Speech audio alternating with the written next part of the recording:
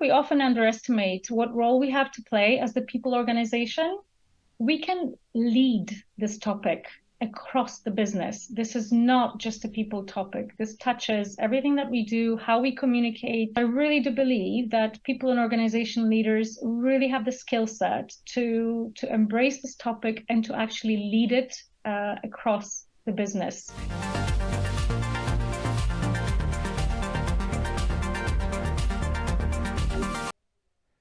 Hi everyone, welcome back to the HR Leaders Podcast. On today's episode, I'm joined by Aneta Jajkowska, who's a Senior Director of People and Organisational Partner for Northern Europe at Dassault Systèmes. During the episode, Aneta shares how Dassault Systèmes are driving the change towards a more sustainable future, how HR can help create a more sustainable company culture, how to spread the message of sustainability across your organisation, and why inclusive companies are more sustainable. As always, before we jump into the video, make sure you hit that subscribe button, turn on the notification bell, and follow on your favorite podcast platform. With that being said, let's jump in. Aneta, welcome to the show. How are you? Very good today. Thank you, Chris. Tell everyone a little bit more about yourself personally and your journey to where we are now. Absolutely. So for me, it's been a bit of a mixed journey and quite a diverse one. So I will say I feel quite lucky that I had the opportunity to start in the people function many years ago, I would say, and really stumbled into the role while studying something completely different, which was economics and management and marketing. As I joined a really great company called Unilever, I had the opportunity to really, step into the people function and try to deep dive into the different parts of people in organization around recruitment, training, and gave me a taste for the different elements of the role. And I really fell in love with it, never looked back. And I had the chance to work with many great companies like Unilever, Microsoft, Colt Technology, and most recently Dassault Systèmes. And on that point, you've been on your own personal journey regarding sustainability and also as a people function. Maybe we should start with your own personal journey. Or what do you prefer? Should we talk about the business journey first or your own? What do you think? I'm happy to talk about weave it in. Let's weave it in. Let's weave it in together. No worries. I think and it is something that I suppose we had a little chat about before, right? Yeah. What was the perception about sustainability? Things that we talked about probably for a very long time, but I think in a different context. But in terms of, the business responsibility, this has become a bigger and bigger topic recently, in my view. And what we looked at as a business, and when we started talking to our customers, our partners, our clients, people really have a challenge on how to continue being a more sustainable business, how to do what they do in a more sustainable way. And we've really built what we call the leaders and business sustainability approach, focusing on three main areas that are really, really important for businesses, which is product and innovation. How do we innovate, produce in a more sustainable way? Business models. The world is changing, right? Shared economy. How do we then adjust the work that we do? How do we support smaller businesses that need to make these adjustments so that they are successful and they're really functioning alongside all the requirements to be sustainable? And people, which is how do we make sure that our workforce of the future is inclusive, does consider the different diverse perspective, and is actually providing the business with a lot of opportunities to think differently, to innovate. We started talking about that more and more, that it's not just technology driving the sustainable future, that really it is about how do we invest in the people, which got me really interested in the topic. And actually I decided I need to educate myself more. I'm only looking at this topic through what I know to date. And I would say that learning opportunity came along when we discussed together with a couple of my colleagues from the GeoXCom and said, well, there's a great course called Business Sustainability Management at University of Cambridge. We said, let's do it. There were the three of us from the leadership team. We wanted to do that as a cohort, to also create our possibility to think about, to collaborate, to influence potential change. This was an 8-week online course, quite intense, I would say, but has really opened my eyes and helped me to see how can we be a more responsible business? Where do we need to think about in terms of sustainability? And that has really helped me into thinking in many different directions on how to apply that to the people function. Love that.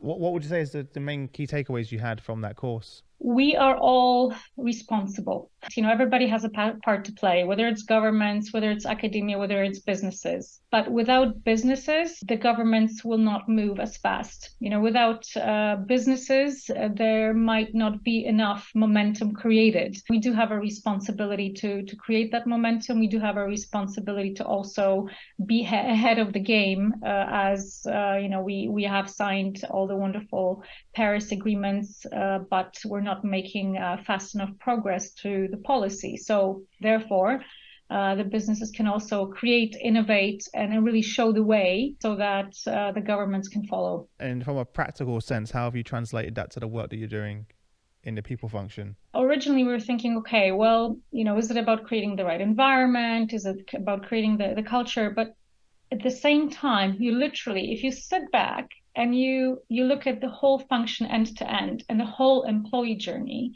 you need to embed sustainability from the beginning to the end and throughout, and weave it in everything that we do. You need to think about, policies. As an example, car policy or car allowance. Is that redundant? Should we be talking about mobility? Should we be talking about changing to electric vehicle schemes, as an example, or maybe even reducing that and contributing to the commuter allowance, right? There's a way to think about policies and benefits, right? Are we getting our benefits from sustainable providers? Because that's also our responsibility to know where our benefits are coming from. Is it about, investing more in health and well-being? We also see mental health topic being front and center. That is about supporting the well-being of our employees. Now, let's do it in a sustainable and proactive way as opposed to a reactive way. So that's putting policies in place and well-being focus. The other topic we talked about that we're still reviewing and we're still considering, which is pensions. How do we know where our pensions are being invested in? Yeah. I think the whole ESG finance is still fresh, brand new. And are our pensions being invested in the right things, or are they still being invested in fossil fuels? This sounds like a huge undertaking. How did you decide where to start, and what are some of the commitments that you've put as goals, as targets? Because you can't do everything in one go, right? You can't. And I think there's what we adopted actually, which was something as part of our change management program overall as a business, something that we call a FIT program, which is F stands for fix. So what can we fix in the next 30 days? I stands for improve, which is what can we improve in the next 90 days? And T is for transform. So that's on the 12 plus month horizon. More often than not, the fixes and the improves will impact the transformation. You need to take it step by step. It can be overwhelming. First and foremost, what's most important, we started talking about it to our employees. Because at the end of the day, we cannot expect to be the ones who come up with all the ideas. And if we are talking about diversity and inclusion, which is also a super important part of being a sustainable organization, you need those different perspectives, you need those different ideas. So we engaged our employees at the beginning to say, okay, what is most important to you? And we have created green teams across our different offices in the different countries. And we have asked them, what do you care about? What do we want to impact the most to begin with? And some of the local plans actually have been quite inspirational for other teams, for other offices. So as an example, our Dutch team decided that they have an opportunity to change our courier service from the current car courier service. They are now fully operating by bicycle courier service. Oh, nice. Which is amazing. And this was an idea coming from our teams. Mm-hmm. So I think some of the ideas we're really looking inward. What can we do? What are we using in terms of our facilities? What are we using in terms of, our providers for our coffees and teas? Are they sustainable? So you're really looking at every single element. How are you tracking this to see and obviously measure the impact, obviously? Certain things are being tracked by our facilities teams in terms of our ESG ratings, usage, etc. Some of it we're tracking, in terms of initiatives and what have we done. And then we also look at our employee engagement survey, where we do have questions around how do you feel that the company is contributing to the society? How are we contributing to our company purpose, which is around sustainability? So we're also tracking kind of the feelings of our employees through the satisfaction surveys, the initiatives that we're driving, and how are they impacting our survey. You've done quite a lot of different outreach and communication. What would you say is the most effective communication strategy that worked the most for you? I would say there were actually two. We've all got ourselves involved in what we call climate fresks. An organization, it's worth looking into what they do. They do bring this to life, but actually organizing internal workshops with your employees, really talking about what does it mean? What does the change in our planet means? How does that impact, the actions we need to take? Because that also brings it to life. It's not something that's far, far away, beautifully shown by David Attenborough, all right, what is happening to the planet, but that is far away. Sometimes it doesn't feel... What does it mean for Chris? For me, people feel like disconnected from it.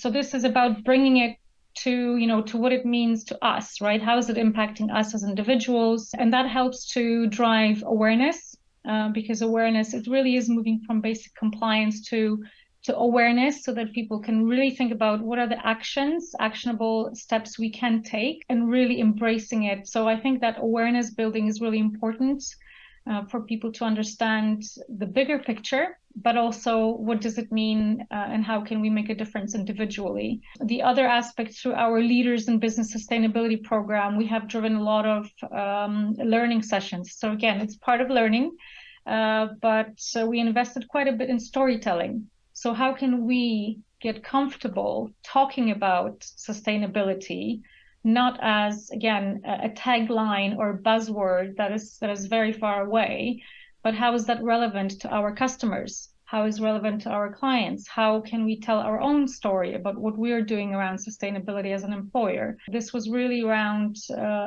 bringing this topic into a conversation and helping people get comfortable with it, understand it better, and then talk about it. How did you share those videos or those stories? So we had, interestingly enough, this started happening through the pandemic. So we had the benefit of doing this in the pandemic, and virtually means we had a better reach. And we asked our team members to submit their videos. Nice. So that was and we got quite creative, many creative ideas on how to talk about the sustainability around our customers, and people did show off, their skills, whether they're wonderful skills of doing very engaging speeches or very crafty arts that they could put in the video. So we created, let's say, a safe environment where anybody can test their ideas. People could share comments, contribute. So we did share the videos across our teams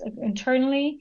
When we were able to meet in offices, we also ran some face-to-face workshops where people could have almost a bit of like a Toastmasters experience, where again you can have a bit of a go, and you can have input from your colleagues, so you can refine your speech, your conversation, and your articulation. So we did a couple of events or stories around that, and we also have our program around recognition. So we always have at least one award a quarter dedicated to somebody who's done something specific around sustainability. So you're really weaving it into everything. Whatever you're looking at, whether it's a recognition or reward or learning, you have that sustainability lens that you're looking for it all the time as well. And I love that you said storytelling, because that's the best way, right, that people connect to. You mentioned DEI a couple of different times. Talk about the connection between inclusive companies and why that makes companies more sustainable, because that's something that when you first mentioned I hadn't come across. I'd love to hear more. it's really interesting that, the longer, the longer we track this, the more data we have. And through our diversity, inclusion, belonging group, we have looked at some of the statistics, and these are statistics from Business Consulting Group, McKinsey, World Economic Forum, and recently, this talks about, first of all, higher growth, which we kind of know about, that companies that are more diverse, and especially have more diverse leadership teams, which is the important element, have higher growth. They're more innovative, take better decisions, actually. And one of the statistics says 87% better decisions are taken across diverse companies. In terms of sustainability, I found few data points, but all of them are saying that if you have more than a third of women in leadership roles, you have at least, and I think the lowest number I have come across is 33%. I believe the highest is 36%. You will have between 33 and 36% more sustainable strategy. So that's really interesting that this was specifically related to women in leadership positions, that impacts a more sustainable agenda and more focus on sustainable development goals. Wow. But overall, it's not just about having women in leadership positions, right? It's about having an inclusive leadership team. Yeah. So that you're actually embracing the different ideas, you're embracing the different thoughts, you're embracing the positive conflict in order to build something better. So yeah, certainly that was quite a realization that how much does diversity and inclusion also impact the sustainable approach. How's that shifted your own team's thinking and approach? We want to make sure, and I think this is what we discussed with our GeoXCom over the last few years, as we've all embraced our own diversity and inclusion learning and journey, which is, how do we ensure that we include different perspectives when we're planning, when we're discussing, when we're thinking about something different, and maybe even tackling problems that we've had a challenge with for some time. So as part of this, and as part of we're focusing on generations this year. So every year we have a bit of a lens in terms of a different aspect, different pillar of diversity. So this year we're piloting a next generation advisory board, and we've literally kicked that off last month. So we have invited our representatives of our millennials and Generation Z to be part of our shadow board, to shadow us. And we've also asked them to look at 3 different business topics that are a challenge for us. And we've asked them to give their perspectives, their ideas, and give us solutions. So, because we will never have, at least as a leadership team, none of us representing those generations. So this is how we also need to learn and need to embrace and need to think about a different lens. That's really cool. I've never come across that before. So building a next generation advisory board, because they're going to be more connected and have different views and perspectives than, to your point, as well. So wow, is that something you come across before that other companies have done, or I've never come across that before? So I've heard there was a lot of in the retail sector. Okay. The last couple of years, I've come across some examples of what they called shadow boards. So it was maybe slightly different idea, because it was literally shadowing all the different members of the board, but it was to gain different perspectives, and this has provided opportunities to really solve some tactical but also some strategic topics. When you think about the representation of our workforce, with millennials, I believe now are representing around 20, almost 30% of our workforce. Generation Z about 8%. By 2030. They will represent 60% of our workforce. Wow. That's not far away. That's not far away at all. That's around the corner almost. 6.5 years from now, yeah, right? Wow. So, yeah. So it's not only about the next generations, right? But we have to make sure that we're embracing them. Their world is very different, and we need to listen. It's going to influence how we work in the future, and the way of working now is very, very different, particularly after the pandemic. What people talk about, what people want, what the next generation looks for and looks at is again, something we need to make sure we live up to as a company.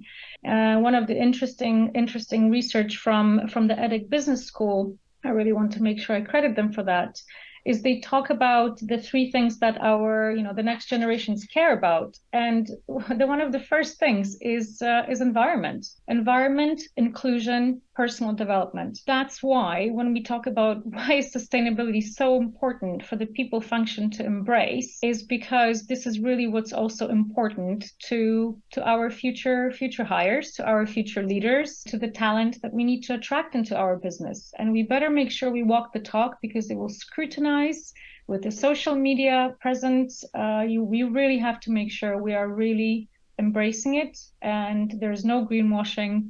There's no pinkwashing, there's no whitewashing, that we're really mean what we say, and our actions are also demonstrating that this is what we're committed to. No, I absolutely love it. And you have to look at it through every angle, like you said, internally, externally, your customers, your suppliers, and loads of the other areas that you mentioned in this podcast, which I never even thought of. And so, until you mentioned them, and that's why you're doing an amazing job of asking your employees that question. Rather than you having to sit and come up with all the ideas, they're going to come to you and say, this is what we want, right? And guess what? They're going to be way more excited about it when they're involved in the process. It's their idea, right? They're gonna you have all their buy-in, all of their energy, as well, as opposed to, it's another HR initiative. It's another business thing they're pushing down on us, as well. So I love the approach the unit team has taken. And people will surprise you. And that's why it's important to listen and to get them involved. Another absolutely fascinating things that we were, for the last 3 years in a row, we're celebrating the World Cleanup Day, which is usually the third Saturday of September. But we do have volunteering days to give back to the society. So we create that activity on the Friday before the World Cleanup Day, and every office organizes their own activity. And again, this is something that we care about. This is something that's meaningful, and you only see how much it means to people by seeing the examples of what people choose to do. So it could be, cleaning up a local beach, for example, in Cork. It could be cutting down and cleaning up a park, somewhere in London. Or it could be, as our, again, very innovative team in the Netherlands have come up with, there is a park and a lake next to our office. So they have invited those who have scuba licenses to go dive into the pond to clean up the pond. Wow. That's amazing. I mean, I would have never come up with that idea. Yeah. You never would have thought of that one, right? And again, those are the moments that matter, right? That people remember. When they think about a company they work for, they want to be proud of that company, and they're going to talk about it and share the stories, to your point. And that ripple effect of all of those actions is what shapes your culture in the business as well. So this is something that's owned by everyone in the business, not just HR and the people team. Before I let you go, what would be your sort of number one piece of advice for HR leaders that are new on this journey? Learn. Learn with the business. Learn and lead, maybe even would be better, because I think we often underestimate what role we have to play as the people organization. We can lead this topic across the business. This is not just a people topic. This touches everything that we do, how we communicate internally and externally, what conversations we have with customers. So I really do believe that people and organization leaders really have the skill set to embrace this topic and to actually lead it across the business. Learning is important, and I guess that's part of the culture that we need anyways. If we talk about sustainable organization, we really need to embrace the learning, the lifelong learning and the learning mindset, because our world around us is changing so fast and in such a pace now. So we need to keep up, and we need to keep on top of it. So my view is learn, engage the teams for ideas so that they can co-create the agenda with you. And this also includes customers. We should also be talking to customers about what are their challenges so that we can also build plans together and lead, be brave. Amazing. Well, look, thanks so much for coming on the show. I love what you're doing. Clearly, we can hear and see your energy that you have for it as well. And it really is making a difference. And I wish you all the best until we next speak. Thanks so much. Wonderful. Thanks a lot, Chris.